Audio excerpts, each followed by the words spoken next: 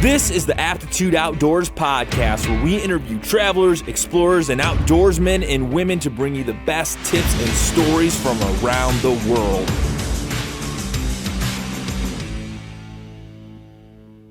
Welcome back, everyone, to the Aptitude Outdoors podcast. Super stoked today. I have Mr. James Appleton of the 46 of 46 podcast. Thank you for coming on, man. I love your podcast.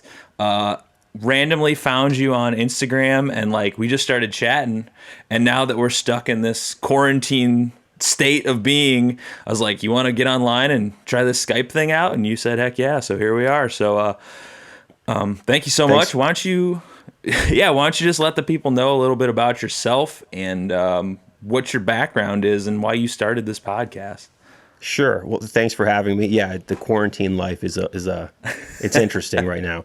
But so I have the 46 of 46 podcast, which is basically how it started. It's an outdoors hiking podcast based in the Adirondack Mountains in upstate New York, in the Adirondack Park. And here in the Adirondacks, there's a big thing which is becoming a 46er, as it's called.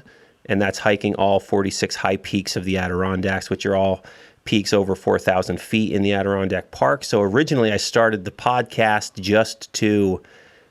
after I had already done them, I started the podcast to chronicle my journey start to finish, since that wasn't really available anywhere in a podcast form. People do trip reports and, there are some, YouTube channels and videos and whatnot, but nothing in a podcast form. And me being a professional audio guy, it just kind of made sense. So I started the show. Basically, I went back and I kind of retold my story going through all 46, one by one. And when it was over, I put it up all at once, just kind of Netflix style, every episode up at once. And that was going to be the end of it. But then I kept getting messages from people asking for more. When will there be more? And then I said, all right, I guess I'll just keep doing it. And here I am a year later now. And I'm continuing to do it. So it's been fun. I want to congratulate you. Actually, I think it was 2 or 3 days ago, you posted 50,000 downloads. That's insane, man. That's amazing. It really is pretty wild for, a small little niche podcast, not even just an outdoors podcast, but a hiking in the Adirondacks podcast, super small niche. But, I always tell people, I always compare it to, so you've hiked the AT. The Appalachian Trail, everybody knows the Appalachian Trail. Anywhere you go, everyone's heard of this place, and everyone says, oh, I really would love to do it. But, 99% of those people will never step foot on the Appalachian Trail. They just love the idea of doing it. They'll never actually get there, though. Whereas the Adirondacks, it's such a smaller niche group of people, but the people who are really into it are obsessed with it. So that's kind of how, the listenership of my podcast is, at least. They're just really into the Adirondacks. So, it works out pretty well in that regard for me. Well, it's crazy. The amount of interaction you get with people and your fans, on Instagram and through your Instagram stories and stuff, is insane. They're just continuous every day. I always check everything and I'm just they're just off the charts, man. You got a huge fan base. You got people loving it. And what more could you ask for? I mean, I'm assuming you started this just being let's see what happens. Yeah, I mean, it's fun. It's, it's really weird. You talk to people on the internet. It's I don't even know you, but we have a rapport kind of going back and forth, or you always mention this or talk to me about that. And it's fun. And the really fun thing about having done the podcast is, so I banged out all 46 high peaks in one summer. I did them. In my line of work, sometimes I have downtime between jobs, and I had a month off in the summer of 2018. So I just kind of decided to bang them all out in one season. So I did. And you would think that from doing so much hiking in such a short period of time, it would kind of all blend together. But because I did the podcast, I was, and the way my show is, it's kind of like a storytelling of what the day was. I started at this trailhead and I took this trail in the mountain. This was a hardwood forest at first, and then we hit, this river, and I kind of go through it. And from doing that and from putting the show out, it forced me to get back in that mindset for every single hike.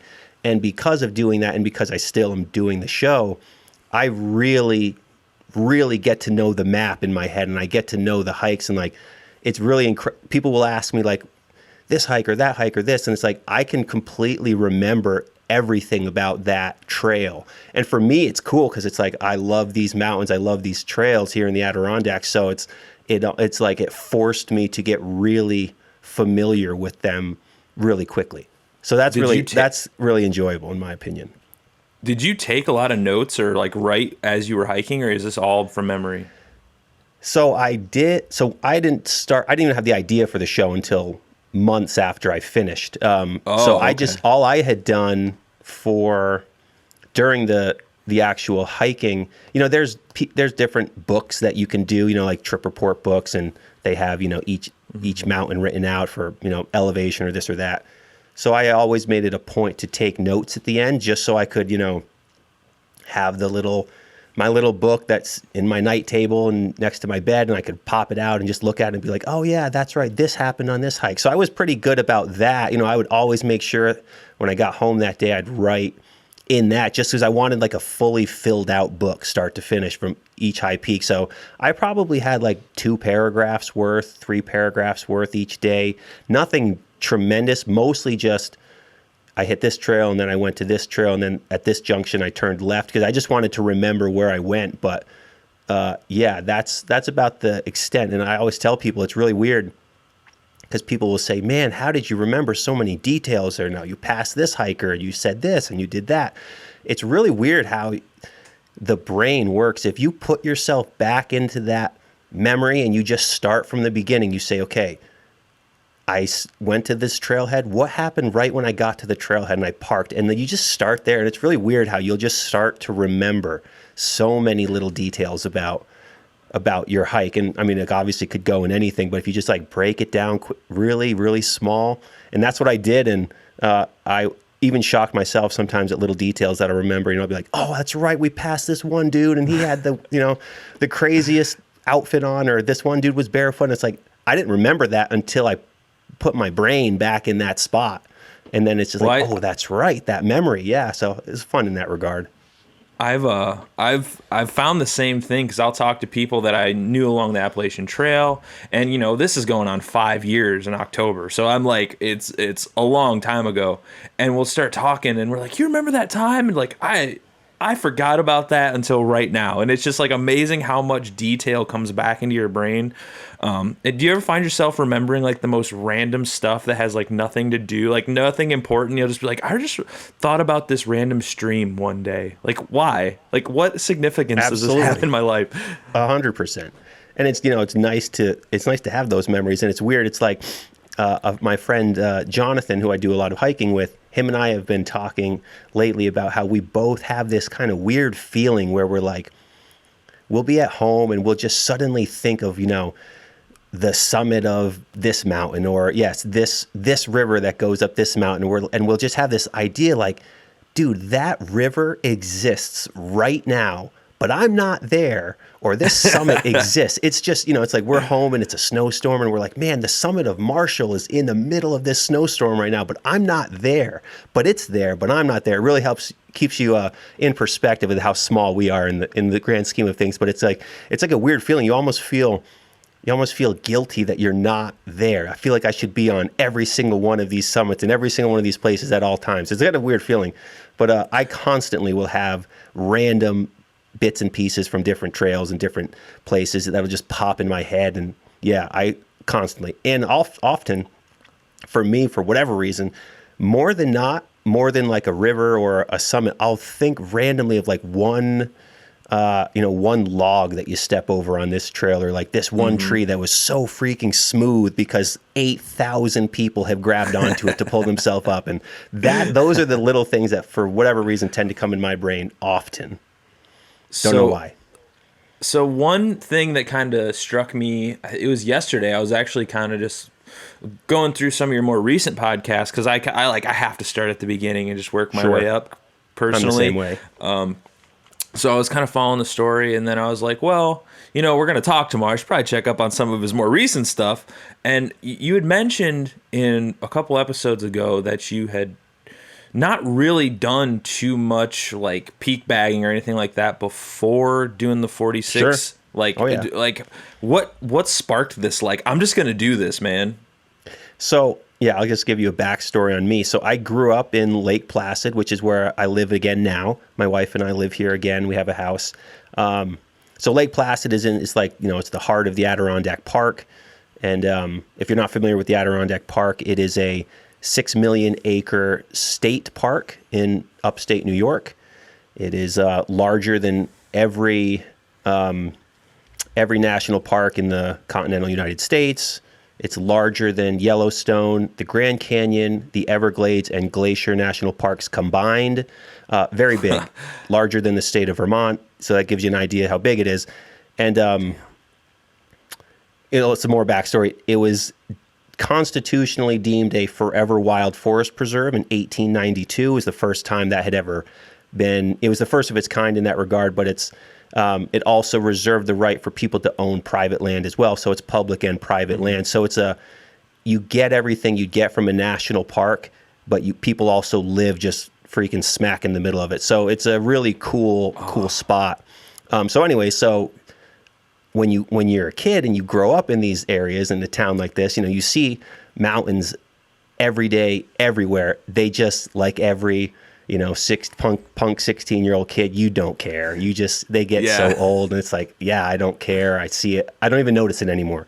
Whereas now I drive around town, I'm like, dear Lord, look at all of these peaks just everywhere. It's incredible. So growing up, I never really cared much about it. You're just so in it. So it's not like a novel thing. So, you grow up here, you end up going on hikes here and you go on hikes there. And I mean, even on a school field trip, we hiked one of the high peaks. I remember in ninth grade, that was like a school field trip. So naturally you're just going to do some hiking in here and there, but I never liked it because, and as I always say, if you go hiking and your body isn't physically prepared and your mind isn't physically prepared for what it is, it's a terrible experience. No wonder nobody wants to do it again, especially if you go on a mountain that's too big for like what you currently are.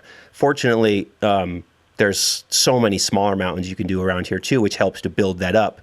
But in high school and growing up here, I just would go on a hike here, go on a hike there, and I hated it every time because it was so brutal. And then I remember thinking, like, man, people do more than one of these in a day. That is just atrocious. I don't ever want to do that. So you grow up here, and I was too busy, playing guitar and being in punk and hardcore bands and doing that sort of thing, and on my BMX bike or playing Little League baseball. So the actual outdoors activities were never really something I took part in more than just kind of the everyday stuff around here. And, you'd go in the woods with your friends all the time. That's part of what you do. So there was that. But then I just randomly wanted to. So there in the Adirondacks, there's these things called hiking challenges. And I run one that's called the Lake Placid Niner, and it's smaller mountains around the Lake Placid region. You hike all 9, you get a patch, and you get your name on a roster. And it's just like a fun peak bagging list to do.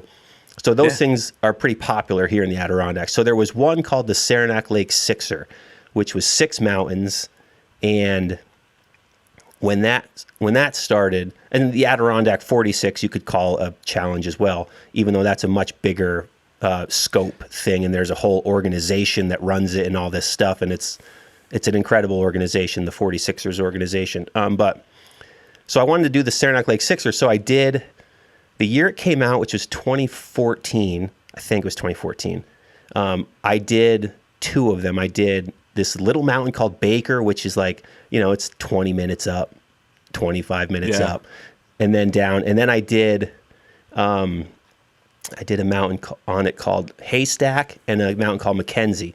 And both of those, so Haystack is another small mountain, and Mackenzie was not. Mackenzie was not a small mountain. And on the way down Mackenzie, I went up Mackenzie with my brother, thinking this was just like another like Mount Baker type of hike, which is, 20 minutes up, no big deal. I didn't bring anything with me. I had no real hiking experience other than like here and there doing days hiking, like I told you growing up. So I really took it very lightly. And on the way down, my body bonked like I've never experienced in my life. Like my legs wouldn't move anymore. They just stopped working. Like my brain's telling them, come on, step. And dude, I was not moving. I couldn't move. I've never felt anything like that in my life. So anyways, at that point, fortunately it was on the way down, which is surprising that it was on the way down, but it was a hellish hike. So that was 2014. So I did the first 3 in 2014. Didn't do any more at that point. And then fast forward to 2018. So years later, I was home. As I told you, I was home. I had some time off in the summer between jobs that I was on, and I was going to be home for most of May. And then I just decided, like, I want to finish that Saranac Lake Sixer challenge. That would be, I started it so many years ago. Let's finish it. So in 3 days, I did the other 3 mountains of the challenge. So I did 3 in one summer, like 5 years prior. And then fast forward 5 years later, and I did all 3 in 3 days. And I was in significantly better shape at this point in life and whatnot. So I did that challenge, and I was like, oh, cool. So I did it. That was cool. And at that point, and then the next day, there was another like little challenge that exists here, which is only like 3 mountains, and you can bang it out in one afternoon, no problem.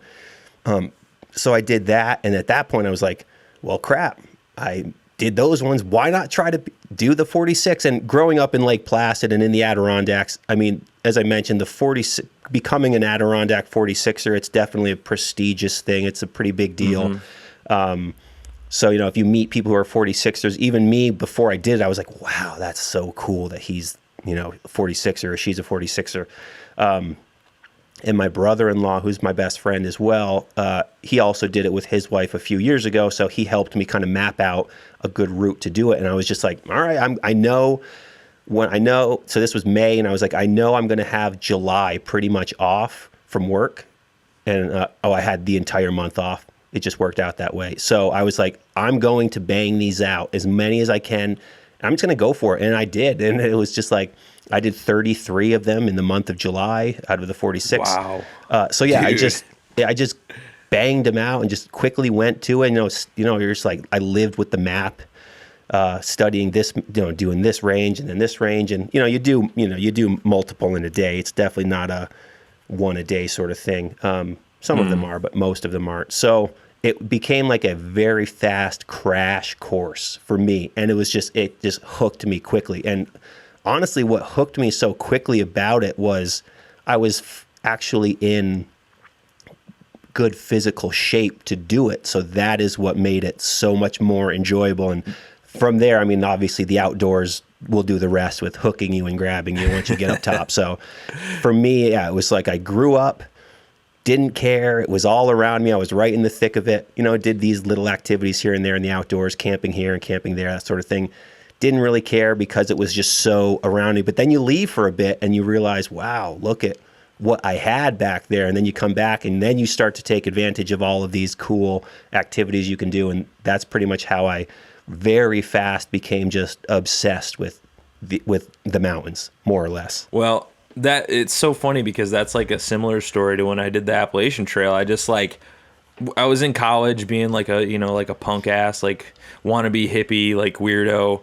And all of a sudden I was just like, I've never done anything that's badass. And then I was like, what's the most ridiculous thing I can think of? And I saw the Appalachian Trail somewhere and I like didn't do any research. I was just like, that's what I'm going to do. And I just went out and did it. Like, why? Well, there was no reason for it. It's like, it's just something to do. And then, like you said, it's this like big prestigious thing that people do. Totally. But when you do it and you're done, you're just like, yeah, I mean, it's just something I did. I never got this feeling of like, oh, I'm great now. Like, I was just like, that was really fun and hurt a lot. And here I am. I have the backpack hanging on the wall. That's about it. My the backpack that I hiked all the high peaks with goes to it's retired. It was just like a school book bag. It wasn't like an actual pack, like a cool Osprey or Gregory pack or whatever. It's just a school book bag, and that's now my backpack I take to work with me. So I retired it from the mountains, and it's like I have that backpack has to stay with me forever because it's got that sentimental value to it now. I feel the same way. Doing the Appalachian Trail would be exactly like I feel like if you were to say to anyone in this country, if you were to just leave right now and do something crazy, what would you say? I bet a good 3 out of 4 people, that would be the first thing that comes to their mind. Hike the Appalachian Trail. It's just like it has that kind of that reputation, that ness to it, more or less. Yeah, for you, it's cool. It's fun. I mean, whatever. I don't like hold on to it as some like this is the highlight of my life. I'm just like it was fun. I had a good time, but like there's way more stuff to do now. So sure. It's funny that you mentioned being kind of like a punk 16-year-old, being in punk bands and rocking around. I was going to ask you about that music. So it's interesting because I'm a musician also. I have my wall of musical instruments here next to me that you can't see. Great. What kind of stuff are you jamming back in the day or still currently? It's funny you say that because I was just having a conversation with a buddy literally this morning asking me what I'm listening to now. And I said, dude, I listen to the exact same music, the same albums that I listened to in high school. There's only a handful of bands that I listen to now that I didn't listen to. And I'm 33, so high school was a hot second ago. A minute, yeah. But and I'm very into punk and hardcore and metal. But then I also am an absolute diehard Bruce Springsteen fan as well. Like an obsessed Bruce fan as well. So, nice. I obviously listen to other things. The Goo Goo Dolls are one of my favorite bands of all time. I have every record they've ever put out, and they cannot play a song at a show and I don't know the song. That's how that's how into them I am. But as far as like music goes for, what I played and the bands I was in, usually a punk or a hardcore band, metalcore band as well. But I like the heavier music, but it's still the same. I listen to the same bands I've always listened to and the same records. And if they're not putting out new music anymore, then it's just the same old records. I grew up in the metal scene. I still play in metal bands, but we're just like based on the internet. It's just like something. I'm 30 now. Like I don't have time to be going and playing gigs and stuff all the time and wasting my weekends because I'm too busy doing this. So it's like something about heavy music. I feel like everybody I know that's super hardcore into the outdoors at some point in their life was like, yeah, I really was like a punk or like I'm really into heavy music. And I don't know why. We need to like mellow out into nature at some point, I think is what happens. We're like, this is too hardcore. I think being outside and being, it's almost like the outdoors community is also kind of like a sub world, the same way like the punk scene is or the hardcore scene is. In that regard, I've met so many people that are outside on the trail too that I connect with musically. Same bands. I'll see this T-shirt on this person, or this person's covered in tattoos. We talk about this music or that. I feel like it kind of is that subculture, similar to the hardcore scene or whatever. And it's funny actually. So going more with when I started to appreciate the outdoors, having grown up here and like didn't care. So I played in a band and we toured for years, and I played everywhere, all over this country and Canada, and never got to Europe, but we played all over this country dozens and dozens of times. And every time I would get out west, I would look around and be like, damn, this is freaking amazing out here, Colorado or the Northwest or Northern California. I'd be like, this is incredible. I need to get out here. And then I remember it just like hitting me like, dude, you love this because it looks exactly like your home, what you're used to. This is all around where you live. You live in the freaking Adirondack Park. Yeah. But you don't, you're a punk ass kid who doesn't appreciate those things around you. But then it was like a light bulb moment. I was like, no wonder I like these trees and the green and the river and the air, because it reminds you of what you're used to. And it's like that. I remember it was like a light bulb moment that went off. And I said, yes, that is just like where I live or where I grew up. And no wonder. So at that point too, I started to really appreciate where I am. It obviously has its flaws like anywhere, but seeing exactly what I literally have at home somewhere else and being like, I like that. That was like, okay, well, obviously you like it for a reason, so go take advantage of it now. And that actually is what kind of kickstarted me to take advantage of, the 2,000 plus miles of trail that exists in the Adirondack Park. Well, it's crazy because I feel like you just retold me my life story. I did the same thing right out of high school. We bought a van, went on tour for like 3 or 4 years, and the Sure. same thing. You get out. I mean, I'm in Ohio. Okay, we got cornfields, Sure, and we flat. got like, I mean, we have great park systems and stuff, but we have like corn and rivers. That's it. There's like very little terrain differentiation. It's all just like the same old, same old. So we get out west. Punk kid from Ohio, like the only place I've ever been is like Florida and Ohio. Get out to the desert or like Eureka, California with these massive redwood trees, and it's like life changing. Yeah, And then I totally. came home and I was like obsessed with nature ever since. And so it's funny how that kind of like you don't really know how much you like it until you're like deep in it. Just like this is the most amazing thing ever. And man, ever since then, it's just been like what I would call a downhill slope. Like it's like an obsession now. Like everything has fallen to the big wayside, but like the outdoors is like everything to me. And it's like, and it's funny bringing up traveling and stuff. I randomly talked to some guy the other day that I was gonna ask to be on the podcast, and he's like, "You know this guy from California on Facebook?" I was like, "Yeah." He's like, "Oh, I know that guy." And it's some random guy I met on tour like 10 years ago. Like just some random, apparently he's like a huge Bigfoot researcher guy, which I had no idea of at the time. So I was like, this is crazy. Like it's just crazy the stuff you run into. Small world. Speaking of which, your Bigfoot story on your, what was that, 2 podcasts ago you put out was so freaking amazing. I remember texting you like, dude, this is so badass. Like what was... I don't know if you want to talk about what was like the inspiration for that. It was so creepy. It freaked me out. How I never said it was Bigfoot, but it's fun. It's funny. I tried to keep it like it could be. It could be anything, but yeah, it's obviously a Bigfoot story. So I put out a campfire story, and I'm adding that to my show right now. I'm actually literally tonight before this podcast, I was writing the next one that I'm working on. The campfire story that I first put out is basically it's like, you know, it's a retelling of a story that I have heard about someone's Bigfoot encounter here in the Adirondacks and so, you know, I wasn't going to broadcast it, but at the same time, it's not really a big deal because I think campfire stories are scarier if you just don't quite know. Yeah, but absolutely. That story is 100% true. Every inch of that story is exactly how the story was told.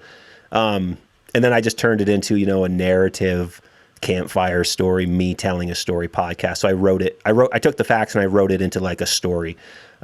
No, you made it creepy as hell. I was like, thank you. I appreciate that. Whoa. The sound effects help a lot.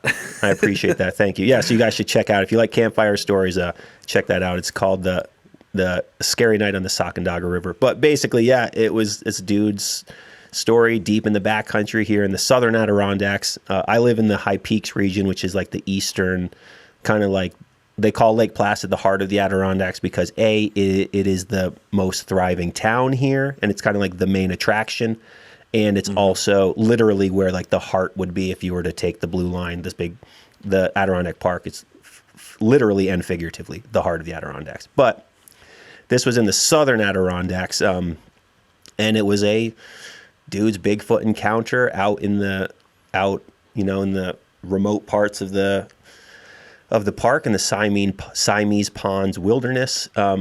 And he was by himself, and it was just that everything that happened in the story is what he said happened to him. And this is your lifetime outdoors guy who, you know, hunter, fisher, you know, nothing scares this dude out in the woods. And he was, you know, on the verge of tears. He was so frightened.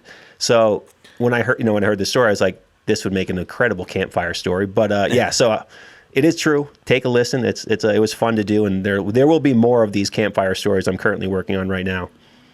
It's a fun little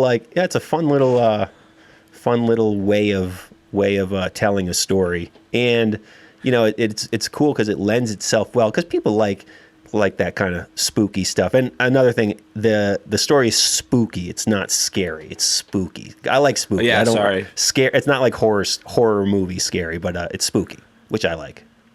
It spooked the hell out of me. Great.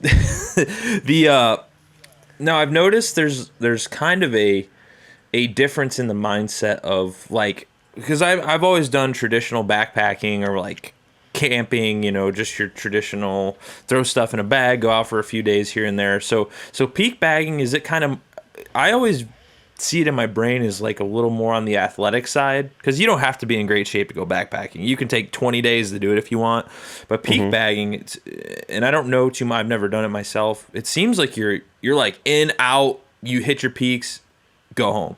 Sure. So there's no, do you do a lot of like ever camping out when you do these kind of things, or overnights, or is it just kind of like up, down, get it done? Sure. So in the Adirondacks in particular, so dude, there's over 1,000 mountains in this state park. And there's 46 that are over 4,000 feet. Well, that's a whole other story. Almost 46 over 4,000 feet. But so there's tons of 3,500 footers, 3,000 footers. So there's just so many mountains here, and there's over 2,000 miles of DEC maintained trails. So that doesn't include bushwhacking, and it doesn't include herd paths, unmaintained trails. So there's over 2,000 miles of just maintained trails alone. So there's just an abundance of just mountains to climb. You drive to the trailhead, you go up, you come back down. So like the ability to do that here is just so great. So that tends to be why so many people, that's why all these hiking challenges exist, these lists, hiking list challenges where it's like, hike this list of mountains and you get this patch, and you slap it on your backpack, just like, we used to do in high school, and then get this punk band's back patch and this punk band's patch, and you throw it on your backpack with safety pins. It's the same kind of idea. But that's why you don't see it in other places as much as you do in the Adirondacks, because just like it's so condensed, and there's just so many trails and so many mountains that you can go up and come right back down. So you can definitely camp. I mean, there's also fantastic camping anywhere, be it at campsites or more remote stuff. But a lot of the deeper high peaks, people do camp out. For me, I live in Lake Placid, so I tend to just go home, and I'll hike the 7 miles out at the end of the day when I'm shot, because I'll just go home. But I personally don't tend to camp much due to that. But there's so many days where I'm like, man, it would be so much better to you camp at this lean-to, then you can shoot up these mountains, and and then the next morning you can shoot up these two and then hike out, as opposed to shooting up hiking in all four of them and then hike back out. Like it becomes brutal. But I think it's really just because it's so accessible here. I think the Adirondack Park is probably the most condensed and accessible outdoors area in the country, due to the amount of space that you can go in. You can hike, you can camp, you can fish. There's thousands of lakes and rivers, which is actually what a lot of people that I talk to who mention, kind of the difference between out west and the Adirondack Park is the abundance of water here is so much more than it is out there. Lakes and rivers and streams is just so much more prevalent here. So paddling is also a big activity, but I think due to the amount of trails up and down mountains, that's why peak bagging is so big over here. And you can still do, there's also, there are, like backpacking trails. You can do the Trans ADK route, it's called, which is 240 miles from the top of the park to the bottom. You can backpack that. And actually that's the person who created it calls that and he's an absolutely insane outdoors person. His resume is it's bonkers. But he calls it the Triple Crown Killer, because there's 3 Triple Crown guys that tried to do it and they all quit. Wow. And I think it's because, so you have that trail, it's off the top of my head. It's 240 miles. I think it's like 177 are actual trails. And then it was like, my math. What's my math? I think it was like 40 miles, 38 miles or something is actually road walking. And he created the path. So he was like, how can we make this happen? And then there's like 15 miles, I think, of just pure bushwhacking. And people don't realize how thick it is. Like if you're used to being on a trail all the time and then you're going miles in like the thick brush, I mean, that tends to be what throws people off and makes people quit real fast when you're only used to being on trail. It's a totally different animal when you're out there. But so you can do backpacking here.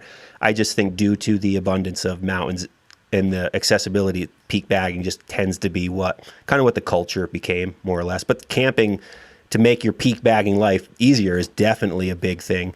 But I would definitely say everything kind of revolves around the idea of peak bagging. Well, you just did an episode very recently about gear, and it kind of was interesting to me.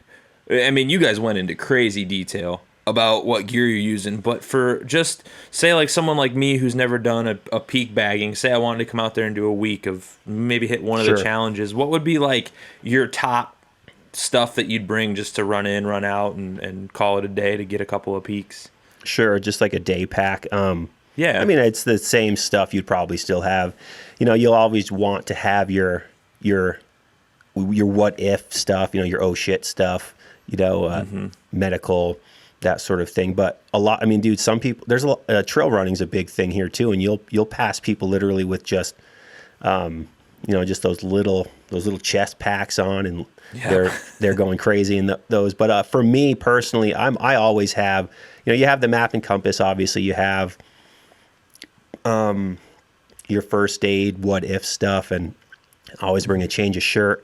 I personally am everyone always says it's way too much, but I always bring into the high peaks. If I'm going to the high peaks, if I'm doing smaller mountains, it's a totally different story. But if I'm going into the high peaks, I'll always have 3 liters of water in a bladder and then 2 Nalgene's. So that ends up being 5 liters of water, and I always run out. So, I could always pump water as well, but I tend to just start with the 5 liters, which a lot of people say is crazy. It's too much, but that's what I bring personally.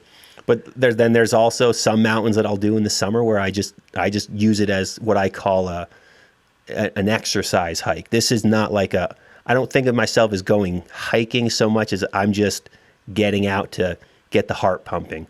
But as far as packs go, my pack's a 48 liter, which I think it's the right size for day packs. Personally, you can also go a little smaller with like a 25 liter and be much better off if you don't bring a lot. I think I'm more of just like the paranoid hiker.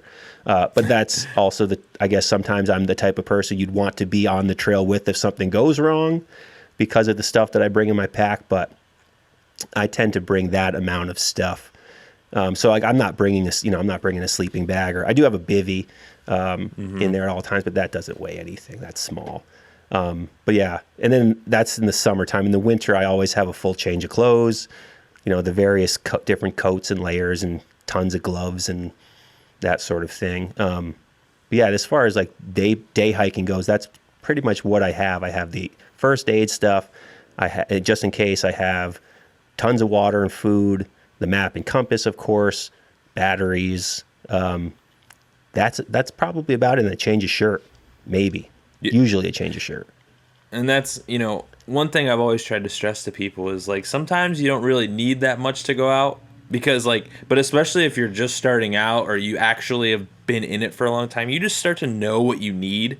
Like when I go backpacking now, all my weight is in camera and audio equipment. Sure. Like I have such, like when I go like up in northern Michigan and stuff, I mean, yeah, stuff can go wrong, but I've been on these trails 100 times and I know what I'm getting myself into for the most part. So it's like now it's just like a filming experience.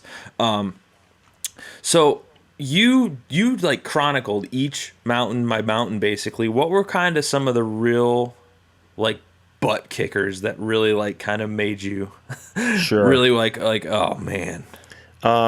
And real quick before I answer that question, going with what you just said, I also too, if it's like a mountain I go up all the time, I don't tend to bring any. I mean, I'll bring like next to nothing. So bringing all that stuff is like more of, I'm not really sure what I'm getting into as far as the mountain. But if I've been up it or I go up it frequently, then it's a totally different ball game as far as what I bring. It's more like you. I know exactly what I'm getting into. I don't need. Sometimes I go up with just an Nalgene in my hand. Because I know what this hike is. I go up it 2 or 3 times a week. But as far as the big days, so the one story that comes to mind, so I was hiking Mount Marcy, Mount Skylight, and Gray Peak. Mount Marcy is the tallest mountain in New York State. It is 5,000. Everyone in the Adirondacks is rolling their eyes at me now. I don't remember. It's over 5,000. Everyone that listens to this is in Ohio, so don't worry about it too much. Yes. So it's the tallest peak in New York State. It's over 5,000 feet. And then Skylight is, I think, number 8 tallest of the 46. Maybe Skylight's 4 and Gray is 8. I don't know. Regardless, there are 3 of the 3 in the top 10, and Marcy is the tallest. So I did that day. That was like a 18-mile round trip. But I went in. I got to the top of Marcy at noon, and I had already hit Skylight and I'd already hit Gray. So I was at Marcy. It was like 11:30, and I said. And before I should preface that, before I got there, I went through this area called the floating logs. So let me tell you about what that looks like. So the floating logs is this one area on this trail called the Lake Arnold Trail.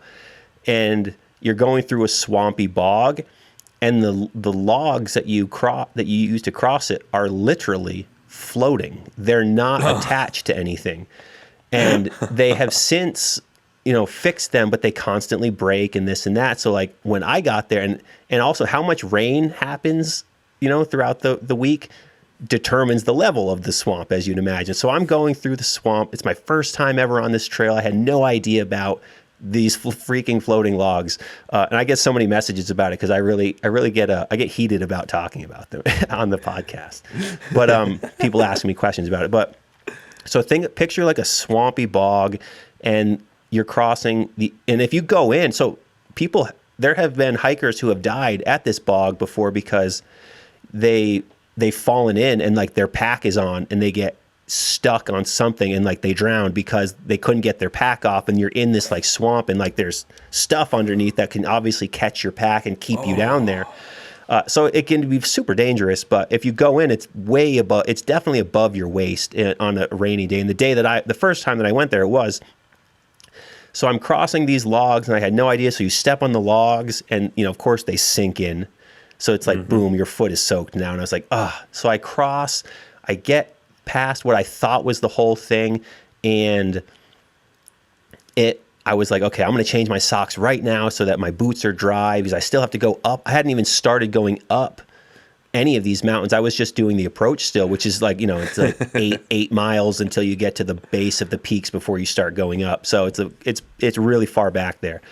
So then of course I switch my socks, and then I go around a corner, and I'm not done yet with this bog. I'm like halfway done. So then of course I keep crossing, and then those socks get wet, of course. So at this point now all of my socks are soaked. So I was just so pissed. But anyways, so that happened before the day. So I got to the mountains, I started going up, I went up all 3.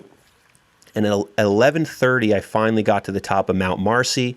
And I said, man, it's a really nice day. It's only 11:30. I don't want to come back through this bog, next week to go hike Cliff and Redfield, which are 2 mountains that you can see right from the top of Marcy. They're right down here.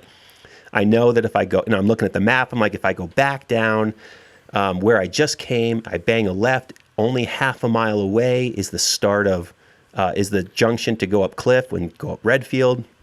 These other 2 high peaks, and this was when I was, trying to get all 46 in one summer. So in my mind, time was of the essence a bit. So it's 11:30, and I decide, okay, I don't want to go back through that bog again. So I'm just going to do it, because I originally was like, thank God I'm never going to come through this bog again, because when I get to the top of Marcy, I'm going to go out a different trail and kind of loop it so I don't have to go back through there. So figures, I decide, screw it, I'm going to do it. So I talked to the trail steward. So we have summit stewards on top of a few of the high peaks that, they're like, so they're not volunteer, but they're not paid very well, I don't think, in that regard. They're basically up there to keep people off of the alpine vegetation and just like inform people about the alpine vegetation, why you should stay off it, and just answer questions. So I'm talking to this dude, and I said, what are your thoughts? What do you think? I go, am I crazy to just decide to go at Cliff and Redfield right now on a whim? And he goes, well, I mean, if you feel good, I mean, it is still early, but it is still, we'll make it a big day. And I said, you know what? I called my wife and I said, I'm going to do it. I'm going to go hit Cliff in Redfield. And of course, she has no idea. To her, it's like, okay, for it. Yeah. it's only 11:30. You're already on top of Marcy, which is the third peak of the day. Sure, why not? So then she calls her brother, who's my brother-in-law, to ask him. And he's already a 46er. And he goes, he's doing what? He's adding Cliff in Redfield to this day? And then he's like, I got to get the map out. So he gets the map out, and it turns out it was a 27-plus mile day. But in my mind, at the time, it was just like, it's only half a mile to the trail junction, and then it's a mile up one of them and 1.2 up the other one. So in my brain, I'm just kind of thinking, oh, it's only a couple miles added. But yeah. At the time, I wasn't thinking how like, well, yeah, it's a couple miles, but you got to double what you're doing because you also have to go down those mountains and back. And so it's like, you're actually adding another 7 or 8 miles to the day here. So I just did it because I didn't want to have to come back through that damn bog again in next week. So I decided to do it. So I did it. Went down, and dude, I was hurting. I was hurting. So anyway, so I got up Redfield.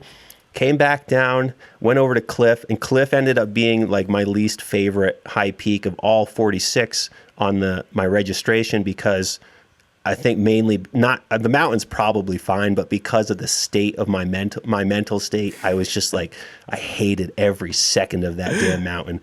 And you've been out there too long. You could probably really relate to this when you're out and just like it's a beautiful sunny day, you're like in the freaking thick of the mountains in the backcountry, and you look around and you don't give a damn about any of it. I just don't care about anything I'm looking at right now.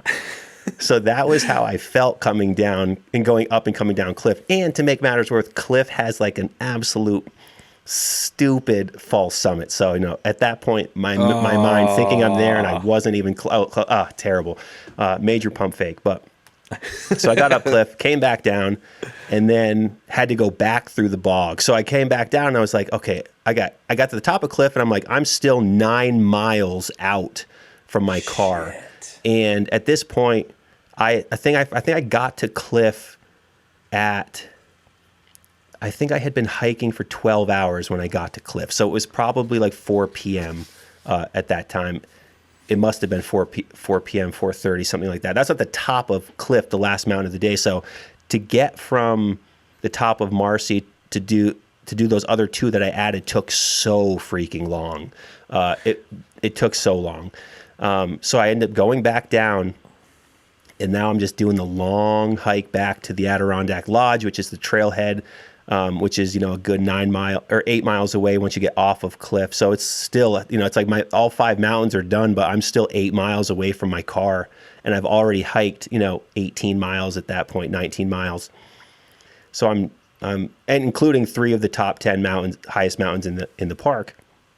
So I start hiking back, and I get to this one junction, and my brain was shutting down. I could actually feel like the brain is stopping work. I have to force myself to like not let that happen. When you just want to zone out. Yes. And I couldn't let that happen because I still needed it to work. I was so far out still. This was, nowadays I've been on that trail tons of times. So I'm much more, this was my first time on it. So I obviously couldn't let that happen. So I remember asking a couple of campers that I crossed. I was like, hey guys, I need you to help me out here. My brain is just shutting down. Point me back to the Adirondack Lodge, because I was at a trail junction. I was like, I don't remember. I could have sworn I went down this trail, but I just went over there, and that's definitely not right, but I could have sworn I came from here. So they pointed me the right way. And then 2 minutes later, I came out to the bog again, and I'm just like, I said, dude, you know what? My socks are dry now because, of course, both socks were wet. So I put them on the back of my pack. So they were dry at this point because they were out in the sun all day on the back of my pack. Sorry to any hikers who had to smell them if you passed me. Hopefully they weren't too bad. But so I go back through the bog, and it was even worse the second time around. So on top of this fact that the logs are floating, some of them aren't. Some of them are still attached to something down low, but they're still floating. So I'm walking, I'm getting over it. One of the logs is legitimately just straight up floating, and I surfed that log to another one. And some people might be listening and think, this sounds so fun. And I was like, it would be fun if that wasn't 7 miles from your car before you even start hiking up. So like, it's just so far out there that it's just not the right time for that sort of activity, in my brain anyways. But so this was like from a movie. I step off the log. I'm about to be at the last. I step my right foot off onto land. My left foot is still on the log, and then snap. The log just breaks in half, and my whole so my right foot is on the land. My left foot goes completely in the bog up to my waist, and I'm like, and I grab on, dude, this little root, little tree, like the size of your finger, dude. Yeah, easily. It was, it was that big. I just grabbed. I was like, oh my god, all my weight is holding on to this root. If this thing breaks, I'm going back into the bog, backpack on, full body, cell phone in the pocket. It's over for me if this thing breaks. So my whole up to my left whole side is completely in up to my waist, and I'm just holding on, balancing, trying to get like that moment where, okay, I'm balanced now. I can lean forward, because at first it's just like trying not to fall backwards. And thank God the root held. My boy held. And I pulled myself out, but I was just covered in just the grossest, sloppiest bog mud. Dude, that thank God, though, stinks to high hell too. Oh, dude, it was brutal. And if I'm not kidding, I'm not exaggerating when I say that root broke, I was back completely submerged into that, and I'd still have been at that point 6 miles away from my car. And again, like I mentioned, that place is dangerous if you go in, and of course I'm by myself. That place is dangerous if you fall backwards, because again, anything down there, it's just like you can see through it, so you can see like the jagged logs and the branches from the trees that are down in there and stuff. Like you can see all that crap. So if that catches your backpack and you're down there, dude, you are screwed. You're in a serious situation. So thank God it worked out. But at that point, I got back up, thankfully, and then I carried myself out, walked out. It was a slow walk out, and this was a Friday. I think it was a Friday afternoon, so I didn't expect to see anybody at this point. It was Friday evening at this point. I didn't expect to see anybody at this point coming in. I didn't expect to pass anyone, because nobody would be coming in this deep at this hour on this day. But I passed a couple different people that going back, and I was that totally crazy hiker who's just way too excited to see somebody right now. I've been out there by myself the entire day. The whole day ended up being 17 hours out there by myself. So it was 27 miles and 17 hours I was out, completely solo. So you go pretty crazy in your brain. Oh yeah. But yeah, I was like, oh, hey guys, what's up? Oh, where are you guys going? Cool. You want to stop and talk to me for like 10 minutes? I would love to talk to you. I was that crazy guy who they were probably as you smell of mud and socks and yeah, they were probably like, dude, that hiker needs to get out of my face right now. He's way too excited to see me. But and I remember as soon as I got back to my car, I just called a friend who's a buddy of mine. I said, I just need to talk to a human being right now. I can't be in my brain anymore. And yeah, so that was like. That to me was the biggest day, and like in my opinion, the most the funniest stories of the day. Now looking back, because what was supposed to just be a really, it's still a big hike. I think it's still like an 18-mile day. But when you add those mountains spontaneously, when you're standing on top of the last one, they seem a lot easier than they are than when you're thinking about the action. If you were to plan it as one big day to begin with, it would have been obvious how difficult that day is going to turn out to be, and it was. But funny story now looking back on it. I would not do it again though. Wasn't it crazy how those like just completely in the moment times where it's just like the worst thing ever, you always look back on them and they're the best, because like I know I can relate 100% to your like that last 7 mile zombie walk. Like every step is just like, will this ever be done? Your feet hurt so bad. Your legs want to give out. You start like limping because you blisters on your feet from soggy wet, and I'm glad to commiserate with someone because I don't know too many people Sure. that have had to do the zombie walk. Like, oh, you've walked 20 miles today? Like, oh, well, yeah, and I also want to die, so. Yes, absolutely. And I don't want. And it's funny. I remember getting back that night. So at the end of the hike, all I wanted, dude, was McDonald's. I want something I just want some hot, greasy food covered in salt. I want some McDonald's. So I got back to my car at 9:30, and I said, I am going to go to McDonald's, to the drive-thru, and I'm going to hit it so damn hard right now. I drive up to McDonald's, and I talk about this in the podcast episode of This Mountain because it's just too perfect. I drive up to McDonald's. It's a Friday night, so I get up there at like 9:40 on a Friday night. I'm at the drive-thru. I'm like, hello, you guys open? Hello. No sound of anything, but the lights are on inside. The lights are all on. So I drive around, and taped on the doors like a handwritten sign that says, "Sorry, closed at 8 tonight. Sorry for the inconvenience."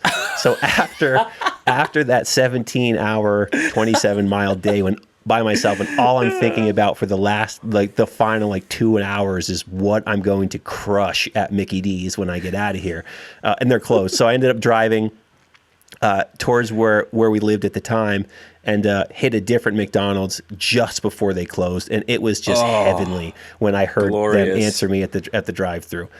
It felt so perfect. It was right. It was the right time for them to be available to feed me. Made the treacherous day that much better. And then when I got home, I remember limping up the stairs to my house, and I actually couldn't go to. You'd think I would just crash. I couldn't go to sleep for 6 hours. My body wouldn't stop. It wouldn't shut down. It was brutal. And then I remember telling my wife, I was like, dude, I know I'm trying to hit all. I'm trying to do as many hikes as I can this month because I'm going to be going back to work soon, and I need a good 2 weeks off. I was back out there 3 days later. Yeah, you really quickly forget about the pain especially when there's a goal that you're trying to accomplish, and you're like, I actually have a goal and a time frame. I'm trying to accomplish this goal. But then, you get home, you have the first day, and you feel pretty wiped that day. And then you have another day, and you're like, I'm pretty okay. And then by that night, you're like, oh, I could definitely get out there tomorrow. And that's so I, despite saying I wasn't going hiking again for another couple of weeks, I was out 3 days later. And on top of it, 3 days later, I did it was the same approach to get to a couple different mountains. So I revisited the same 8 miles that I first started with to get to a couple different peaks. So to add insult to injury, I was right back there a couple days later. Well, it's funny how you do these the biggest mile day I ever did on the Appalachian Trail was the 26. We did it's the marathon day, and we wanted to catch up with one of our buddies we hadn't seen. They kind of got ahead of us, and we heard they were in this town, so we just humped it over these mountains, and 26 miles. And then you'd think, like you said, you'd get there and you'd just be wiped, but you're so just adrenaline pumped, just from beating your own ass all day, that you're just wide awake. We're at this camping at this place, just up all night. It's I don't know why that happens, but it's just insanity. But we're getting close to an hour here. I was kind of interested in those last few minutes to ask you, what are your kind of bigger plans coming up? I know your podcast, when you'll text me occasionally, and you just it's your ideas never end, and I'm always like, dude, this is sweet. I wish I had this many ideas. So what's kind of the stuff you've been working on, stuff you're excited about, any new adventures you're excited for? Sure. I'm the podcast. It's fun to do, and as I mentioned, I originally just did it for myself, just so I have a retelling of my own hikes, especially my 46er journey, start to finish. So that's super cool that I can just re-listen to that, for me. And then at that point, if other people can benefit from it, I put it out. But now I have just all these hikes that I've done, and it's I can kind of watch it, in my brain by listening to it. So I find that enjoyable. So I have different hikes that I want to do this summer, and that I'm going to turn into episodes, because I think people will enjoy it. They'll be entertained by it and informed. I'm doing these summit session episodes on the podcast, which is this sort of kind of idea. where we're just talking here. That way, because there's a lot of issues going on here in the Adirondacks lately, with the idea of like, it's become very popular, and that kind of brings more issues. More people are coming, overuse becomes an issue, and this way there's just now an outlet to discuss these issues and get some ideas across as to what might be the problem. Or we have a lot of people coming up here to hike, but so many of them are coming up completely unprepared at what, like people are deciding to go hike Mount Marcy, the tallest mountain, and they have no idea what that entails. They don't know it's a 15-mile hike. They have a Poland spring bottle and white tennis shoes on, and it's like, this is not the mountain for you. We have those mountains for you 100% that give you the killer view. It's only going to take you 45 minutes to get up. You'll be fine. But like the amount of search and rescues that are happening because people are going out there completely unprepared with, the proper gear or the proper understanding and knowledge as to what these mountains are. Because, these mountains, they do not care for you. They don't care what you have. They're going to do what they're going to do. I mean,